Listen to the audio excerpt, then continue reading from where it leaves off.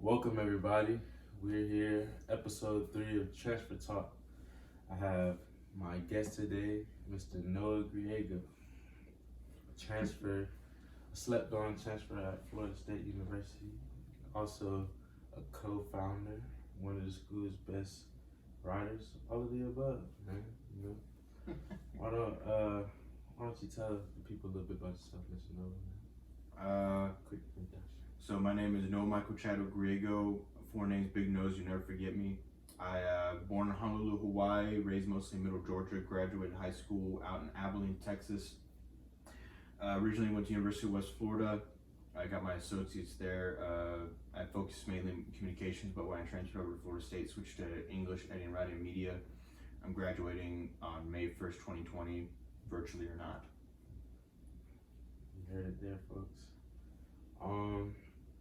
Mr. Noah, do you want to tell us a little bit about your FSView experience, more so specifically your transition from your previous institution to FSU? So it was a tough one. I think it was maybe middle of sophomore year at University of West Florida, and I wanted to break out of my little shell that I was in. I wasn't really in a big shell over there, but I felt like I was being put into a box at University of West Florida because it was almost like high school to where I lived. I went to another high school in Florida before I went out to Texas. Mm-hmm. It was maybe 30 miles away from the college. So it was interesting around there because it wasn't what I wanted. My dad forced me to go to University of West Florida. He said that's where the checks were going, and I wanted to go elsewhere. But my dad said, like I said, checks go in there. So I applied there in Baylor. I got into both. Baylor gave me a tuition estimate of around $54,000, and I was like, no. So I went to University of West Florida, and then I had fun there, and then I told my brother, we were sitting around one day, and I said, I hope my son or son or daughter gets to have a Division I experience in college.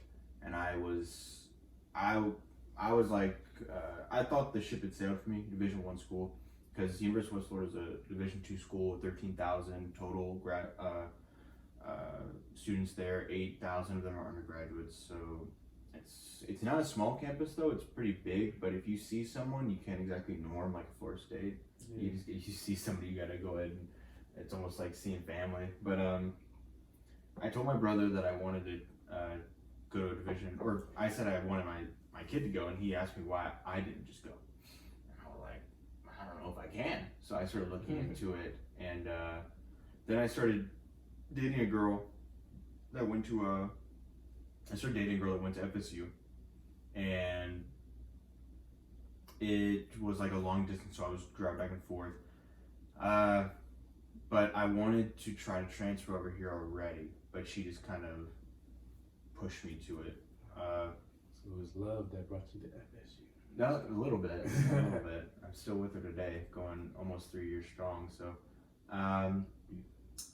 So I walked into my advisor's office in University of West Florida, and I told them that I wanted to transfer. And it's a good idea to bring up right now that I had a 1.73 GPA my first semester in college. I didn't know how to college. I was fucking stupid. Now, in high school, I had over a 4.0. I had passed all my AP tests. So I was ahead of everybody in terms of credits, but I did not get a single A that semester. It was like CCC, C, D. So college is hard. It wasn't really that hard for me. It was like art history. I didn't go to class some of the days. I just didn't do some of the work. I thought I was too good for this. I thought it was too easy, and I was getting cocky with my work. And so when it was almost like a tsunami wave when it finally hit me, and it was a little bit tough. But I went into the advisor's office and I told him I want to transfer. They laughed at me. And it was like, you don't have the GPA for it. At that time, I had a 2.25 cumulative GPA, And so I was like, So I got really pissed about that whenever they told me I couldn't transfer, because I was like, nobody's gonna set my dreams, that kind of stuff. Maybe it was just me being naive, but I definitely wanted to show them maybe like a chip on my shoulder, which I always have a chip on my shoulder, but I wanted to show them more at that point. Yeah. So I came over to Florida State. I actually physically drove before I came to Florida State to Tallahassee almost every weekend, and I would get here around Wednesday afternoon or Thursday morning, and I would hang out with my girlfriend a little bit, and then I would go to different offices around Florida State and try to beg my way in and try to network my way in. And so I ended up meeting admissions officers. I had just different advisors for my department. I just would meet with everyone I could. The only person I didn't meet with maybe was like the admissions director at the time. I also had to meet with a disciplinary guy because I had a track record from the University of West Florida. I wasn't a bad kid or anything. It was almost like a white collar crime of sorts. It's like, what the hell? But I tried to get the artist Lil Dicky to be our homecoming guest for our homecoming week concert. So I was on the homecoming committee, and they asked us to kind of look around for artists, and so I found Lil Dicky was one of my favorite artists at the time. I was like, hey man, this guy's pretty popping off in my head. So I sent his agent an offer sheet, or asked his agent for an offer sheet. He sent me an offer sheet, said this is what we can do. I sent it off to my my superior in the committee, and they wanted Rich Homie Quan, which Rich Homie Quan to me was cheap. Like, why would we overpay him? We had like a $75,000, $100,000 budget. Why are we gonna pay Rich Homie Quan to come around here? It just wasn't. I didn't like Rich Homie Quan. At the time it was 2017. I didn't made a hit for me since 2013. So I sent them that, and they told me that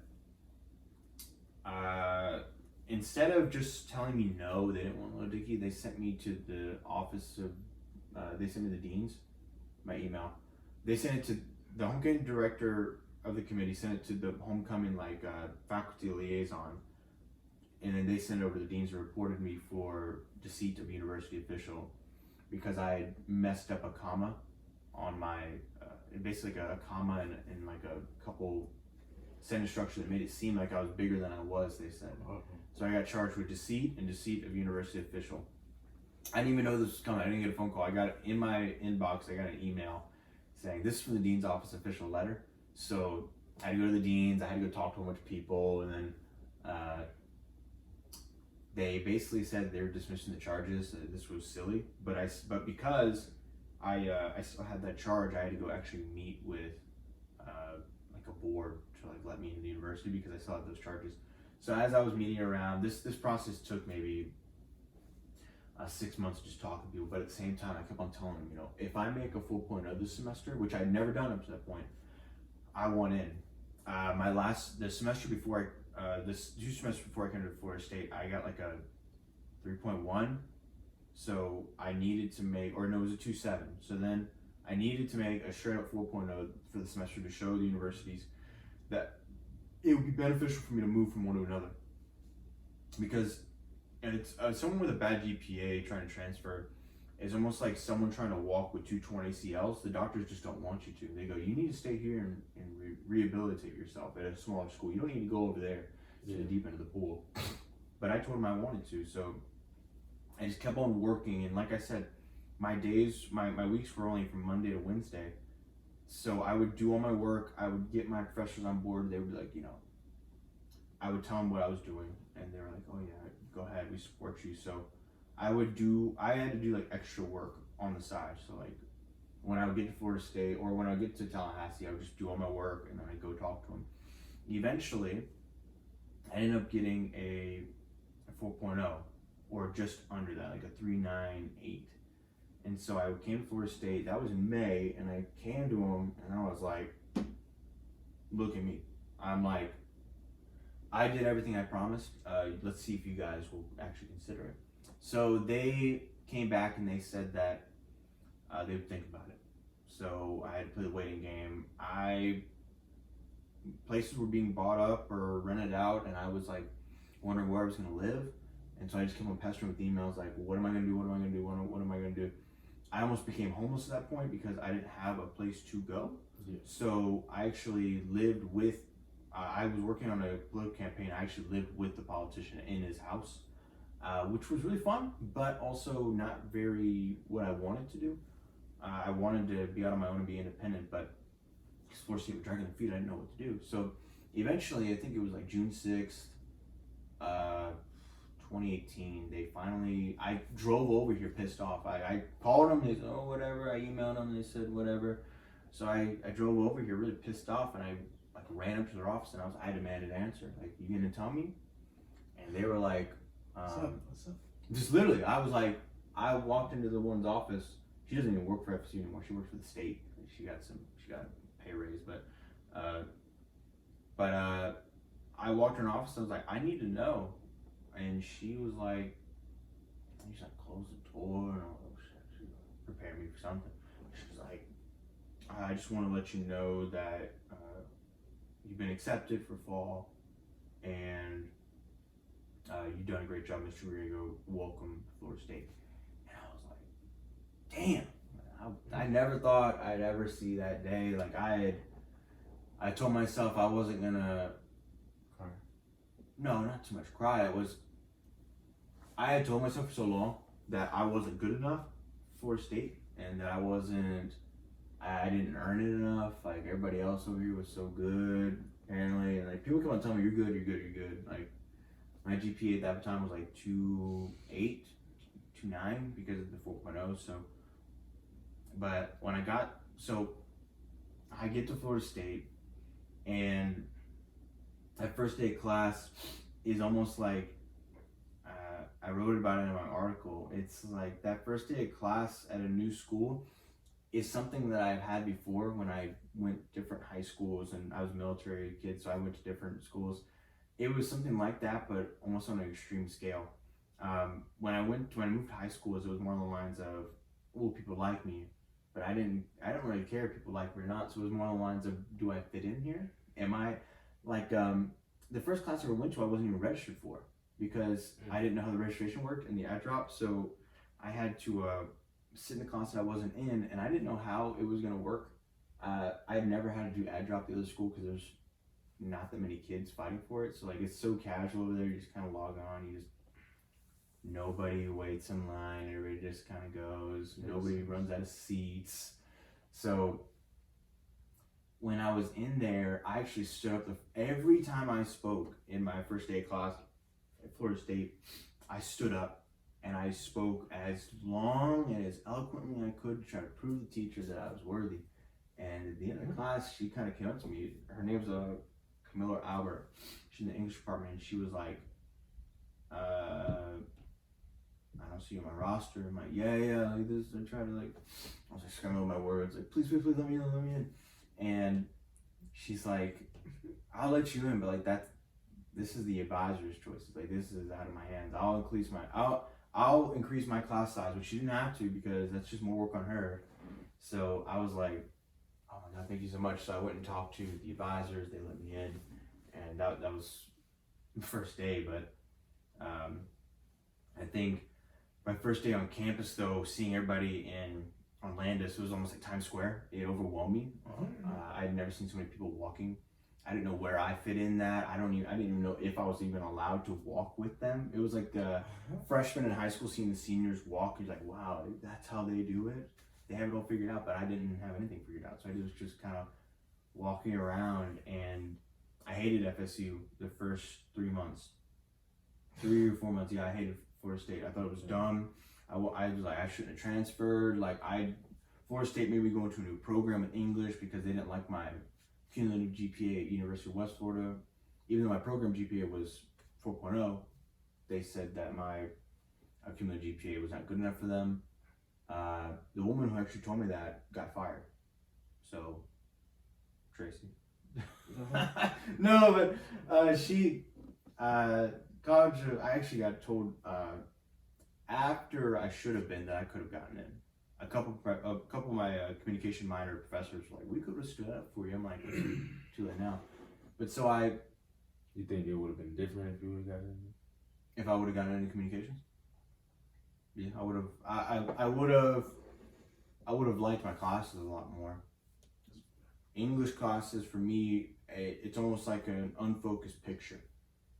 Because while a lot of people think that English and communication are almost the same thing, it's like if I'm looking at you, but I'm looking off to the side, and I'm supposed to be looking right at you, but I'm looking off to the side. It's like something's not right here.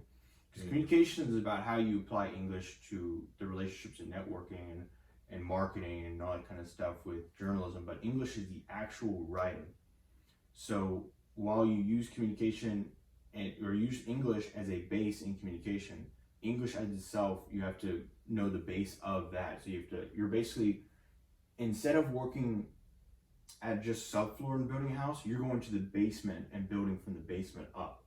So, and that way I kind of appreciated that I went this route with English, but at the same time, it was a tough sell.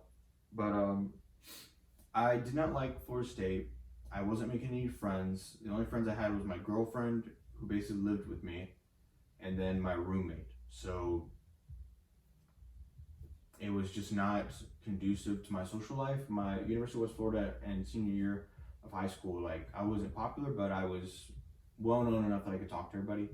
University of West Florida, same thing. My older brother went to University of West Florida, both from fraternity, so like we were socialites. And over here, I didn't feel like I really meshed with anybody because I wasn't one of those guys that threw down at parties. I wasn't out there chasing women, and I wasn't active in the fraternity, so I was a alum. So there was a lot of different things that were affecting me, that why I didn't really fit in.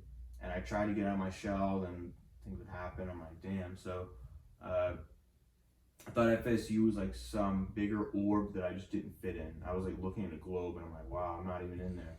But that, I think that really changed after I saw how FSU responded to whenever the girl Mara was killed in the yoga studio.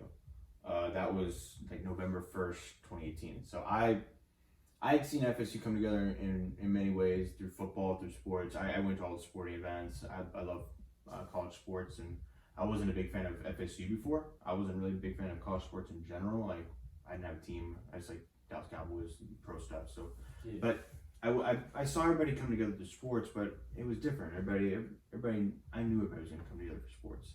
So, but whenever Mara was killed, she was in my major, in the classrooms around me. I didn't have any classes with her that I remember. I barely remember anybody from my classes. Like, people still come to me today, like, I was in your class this. I'm like, you think I remember you, man? I'm sorry. I'm sorry. Famous. Nowadays, it's too much. But no, I saw them come together after that, and I was like, man, like, I wonder how the university would react if I like died, because I have a lung problem. So I was like, man, what if that took me, and what would the university do? Would I have left an impact like the size of the hole that Mara left? Like, could I also, if I died like tomorrow, would I be able to say that I made an impact on campus? I'm like, damn, I don't think I did. So on the first day of school, backtracking, I actually met somebody that was a writer for FSView school newspaper, and I saw her reading it, and I was like, what the hell is that? And I pulled her aside the first day of class. Her name was Jensen, and I was like, what is that? And she was like, oh, this is school paper, this yada yada yada. And so I got her number, and I kind of kept up with her about it. And Getting girls number, huh? She had a boyfriend. She's really nice. So I just I was like, man, what if I wrote? Because I was working in journalism. I was trying to get into it at my old school. I actually hit up the local paper and asked for an internship, and they said they don't have any space for me. Whatever. So this paper at the school is actually owned by Gannett, which is the parent company USA Today. So all the articles that go in the school paper you get paid for writing those, you get paid for taking the pictures. So I started working for FSView as a photographer at first because I wanted to write, but they wouldn't give me a chance to write. So how did you like go about it? Like, did the girl Jensen help, or did you like apply or something like that?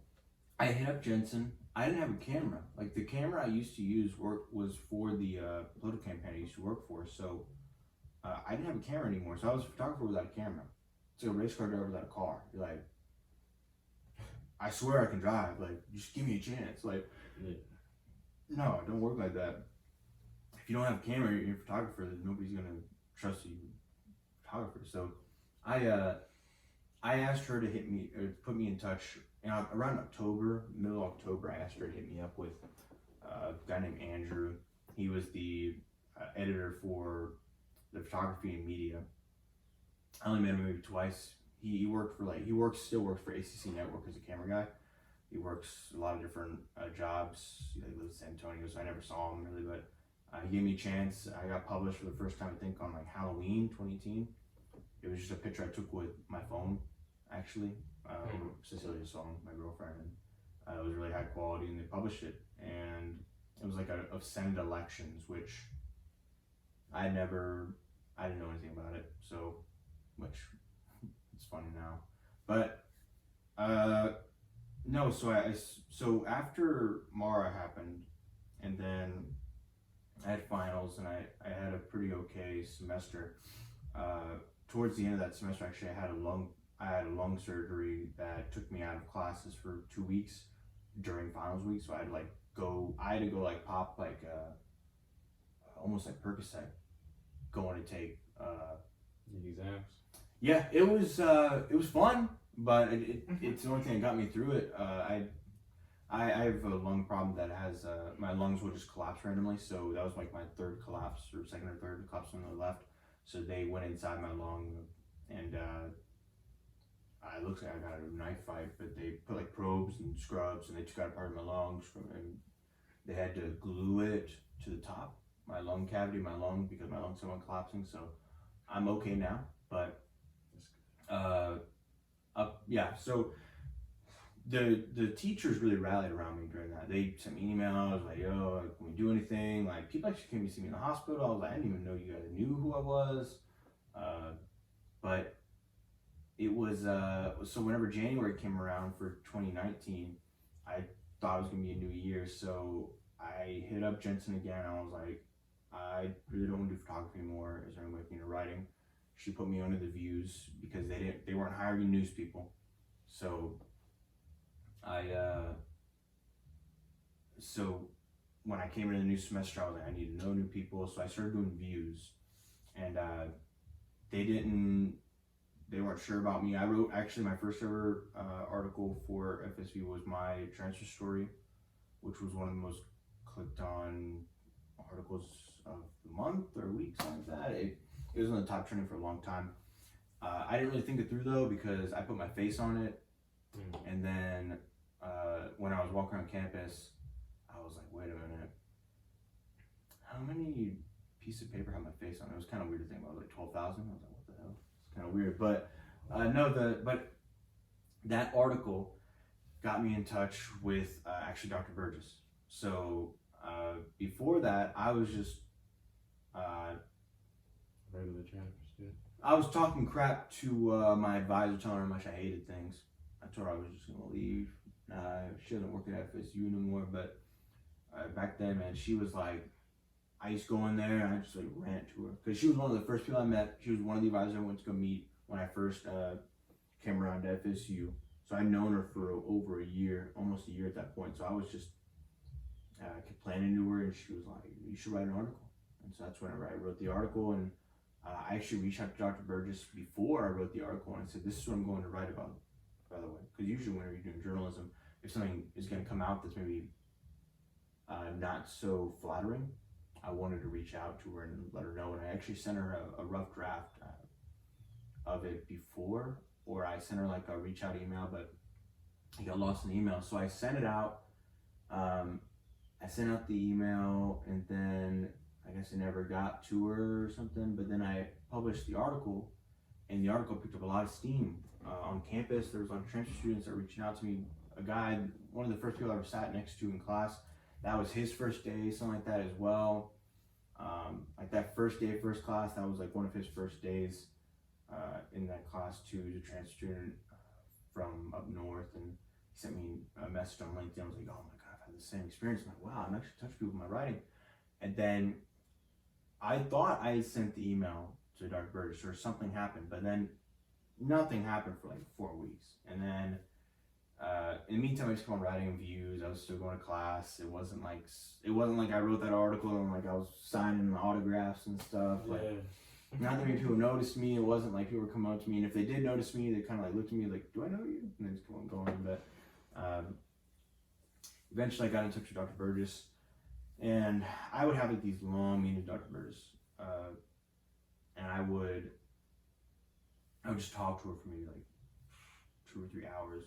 And she would always, she reminded me of my mom. She wasn't afraid to just roast me, just crack on me constantly, which I was used to.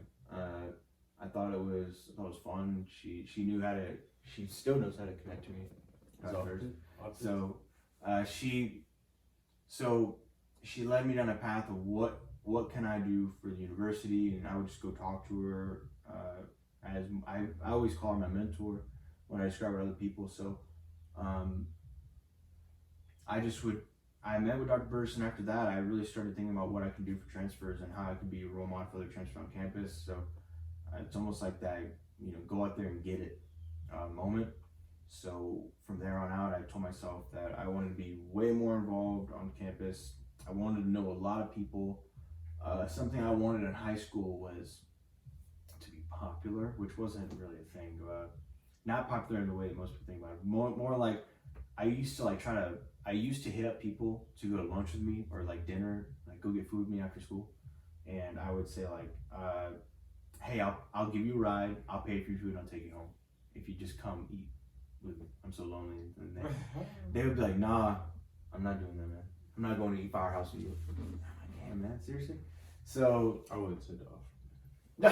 this is in Texas, back in Florida where I split my senior year. Like my dad, my stepmom got transferred duty stations out to Texas in the middle of senior year, so I had to just move. I only went to my high school in Texas for like 4 or 5 months, and as soon as I graduated, I literally left the next day. I was like off to the next school. So I made those little goals for myself in my mind, and I said that I wanted to get more involved in the biggest one I wanted to do was FSView. And along the way it became kind of like I helped found Trans Student Union, but I always knew that I couldn't give as much as the other people because of these goals I had. If I wanted to get involved with FSView, if I had to go 100% at it, but at the same time I wanted to from there on out show a role model to the rest of Trans Student Union and anybody in it that, hey, look what this guy can do. He can go up to the stars. Not so much like, oh, you're here with us and you just diss us, but you just keep on moving up, and then everybody else will hopefully follow if you help out enough. But I would say not too many students are like, actually, you're the only student I know that's like a reporter for the newspaper. So I would say that's definitely something that other transfers can see that it's possible to possibly be a reporter. Yeah, it's like whenever it was like I was watching the thing I was talking to you about before about LeBron's I Promise School, where the kids are being exposed to like these different career fields, and they're like lower income kids. Like you don't really think about lower income kids. Any kids nowadays, like, I want to be a cop. Like, what the hell? You say you want to be a cop? Sometimes people are like, what are you do right now? So, but it's kind of like that. Like you show the rest of the community that you're in that these opportunities exist, and that if you want to be a reporter, you want to tell the truth, you want to go find the truth and not really care about what happens to you, go do it. So I kept on writing for FSView. I ended up writing like 7 views articles in a row. Not every views article that people write for FSView gets published. There are people that don't get published every week. Like some people just don't get selected, but mine got selected every time, and I thought that was really, it was humbling. I always tell people I'm cocky about things I don't care about, extremely, almost too humble about things I do. Like when people tell me I'm doing a good job, I'm like, I'd rather just walk away. I don't want to hear that. I would rather them tell me I'm doing the worst job in the world, and then after that, I'm just even keel about it. But throughout the process at FSU, when I was doing those views articles, I was being kind of involved. I was like getting my foot dipped in. But I think this past fall 2019 really opened up the doors for me. Really showed me what FSU was really about. It was my girlfriend's last semester at FSU. It was my second to last. So I was like, man, still going into senior year, you know, like, oh, fuck, so I'm the best. So, but when I was going around, I think over the summer, I got a call from that girl Jensen. She told me that she had just gotten hired as the news editor. And I was like, oh, congratulations, I was her friend. So I was like, congrats. Yeah. I don't care. Like, seriously. So she basically, the first call was telling me that they were considering me for a news reporter. And I was like, no way, that's crazy. And then she's tried to schedule an interview after interview, and then things just didn't work out. Like I couldn't be in Tallahassee during the summer. I was up in North Carolina with my grandfather. So, but up there, I just kept on working at my writing, just writing sample stuff, just writing stuff down as much as I could. Eventually, I got another call from Jensen saying that I got hired without an interview. They said that my writing spoke for itself. And this is a stark contrast to when I did interview for the news position in I think April of the same year. So just 3 months later. But in that interview, I thought I did great. I pitched like 4 or 5 different stories I wanted to cover, big stories, and they told me that they didn't want them. So it was that put me down a little bit. But so whenever Jensen called me and said that she wanted me to become a writer for them, oh my God, I was like, wow, this is one of the best days of my life. So when it came down to for fall to start, that's when it was game on. I really started trying to get into things as a news reporter. I wrote some articles, but what I really started to do was I was covering different people when I was learning a lot about them. I was meeting very powerful people, really just down to earth people, cool people. Like I basically became like the de facto SGA beat reporter. Meaning I just covered nothing but SGA stuff. I would just go to Senate and I would, meet with all the senators, and it was, back then it was like I was walking, who's this guy? Writing stuff down, typing all the time. But now or more recently when I went to the Senate chambers on Wednesday nights, I walked in and someone was like, you're the Senate reporter, right? I'm like, am I? Yeah, I guess I am. But so nowadays, man, I've come really full circle. I love Florida State. It's almost sad that I'm leaving, and I don't mean it to be like a propaganda at all. Like, oh my gosh, Florida State's the best thing in the world. Florida State has its problems, and I'm the first one to say that. I report on it. I'm like, FSU sucks in these ways, and it's not because I hate it. It's because I love it. It's like when I'm criticizing the Dallas Cowboys. If I don't think Dak Prescott's spinning the ball right that day, I'm gonna tweet about it, or I'm gonna talk to somebody about it. So now I'm just trying to make a better impact, and now I have so many people I could. It pains me because people hit me up during the quarantine. They're like, "Hey man, we should hang out." I'm like, I don't know, it's not really safe. This is my first time being out of the house, seeing someone else. I think like 4 weeks. So, but now it's come full circle, like I said, and it's just so humbling to think that I've been on the cover of FSView now. Like, I could basically hit up most of the sections and just say, I want to be a guest writer of the week, and they go, well, we'd love to have you. Like, I just wrote an article for the arts and culture section, something that I never thought I'd be allowed to do. I wrote about the weekend, and I'm writing a new one about. I saw that. Yeah, it was kind of cool. I'm still trying to write for news, but at the same time, I'm trying to do online school, so and stuff. So a little bit difficult, but I told them I wanted to write for every single section. I don't know if sports will let me write for them yet. I don't know much about FSU sports. Those guys are like insiders, like Adam Schefter, like someone. If Mike Norvell were to say that he likes mangoes like outside somewhere, someone would go report it, tweet it like Mike Norvell. Like, damn, you know fast. But no, FSU. My experience has been at first very shitty, crappy, but I still think that a lot of people can learn from my little story, and you know, I started talking to people about like transfers and other people that are talking about their transfer. I always tell them like you take your time before you want to transfer. Don't just go out there and just transfer because you like the way the girls look at FSU. Like the girls are gonna graduate, and you're gonna be sitting there in class still 5 years later if you keep going after that. So I think that people should make their own decision, and then if you're gonna go at it 100%. And if you don't go at 100%, you lose focus and you'll crash and you'll fail. But very true.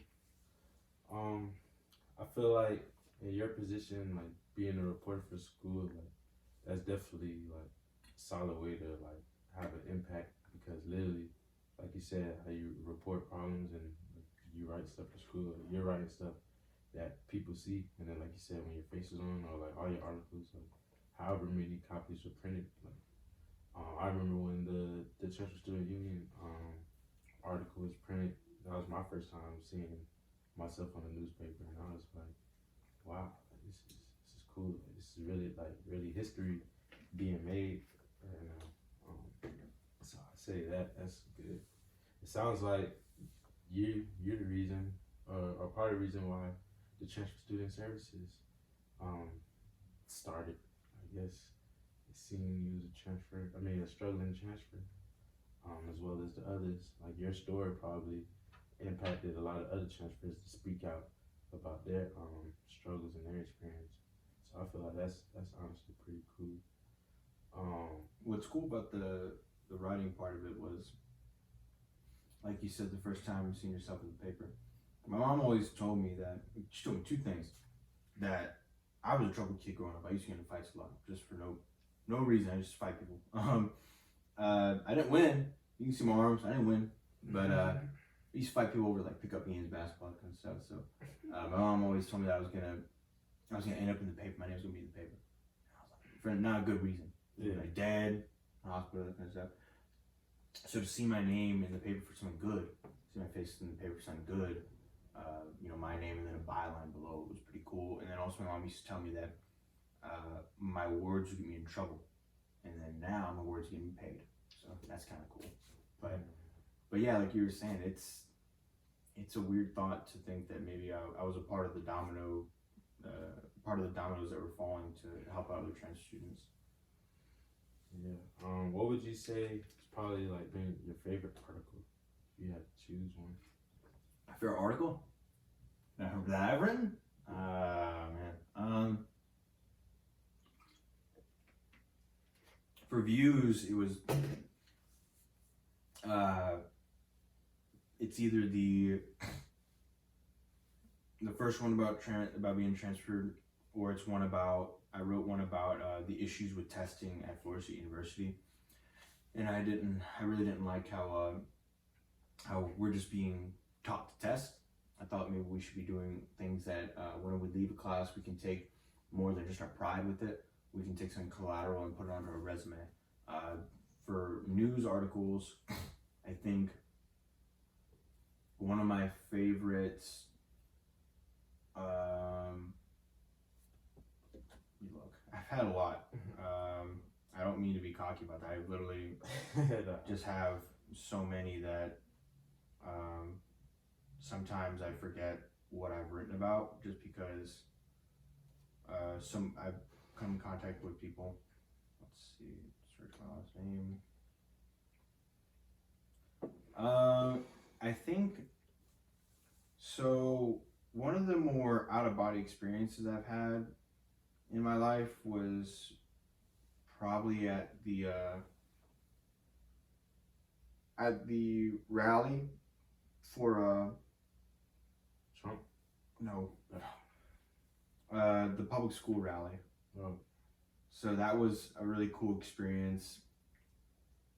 I watched like 10,000 people walk down Monroe Street, and Al Sharpton was there randomly, and it started raining, and then he said, "Let it shine," and then it just opened up, and I was like, "Damn, Wow. priorities right there."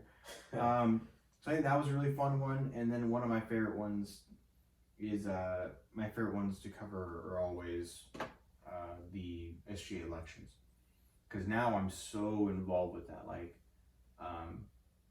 I have like the candidates just lost. I have candidates that won. I have all the chair people, like, and we're all so cool. I'm like the little glue that keeps us all together. But during the quarantine, all of these people that I've interviewed, regardless of what I said about them, it's not like I'm going up to like gotcha moment too. It's not like, oh man, I got you in bed with so and so. How you feel? Like, no, it's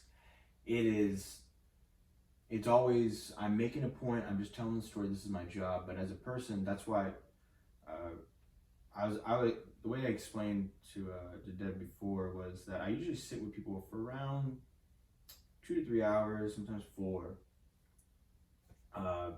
Before I actually interview them, I just ask them questions. That's just my interview style. A lot of people at FSView are amazed when I tell them that. Usually they just interview them for 15 minutes and then leave. They go, I have these questions for you, and they leave.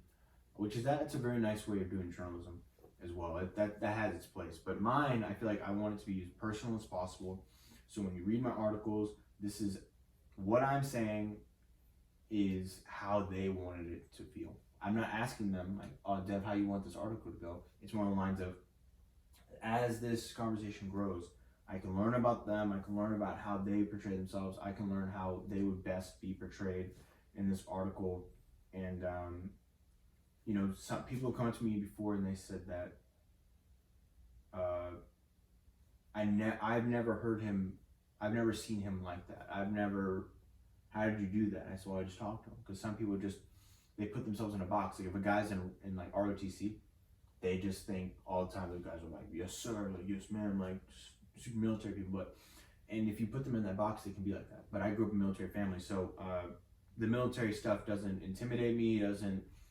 I don't bow down to like service members. Like I treat them like normal people. Like they have a job to do, and so I'm just asking them usually questions about things that are not their job. So if someone's in ROTC, or RTC, the only thing I'm not, the main thing I'm asking them about is not RTC.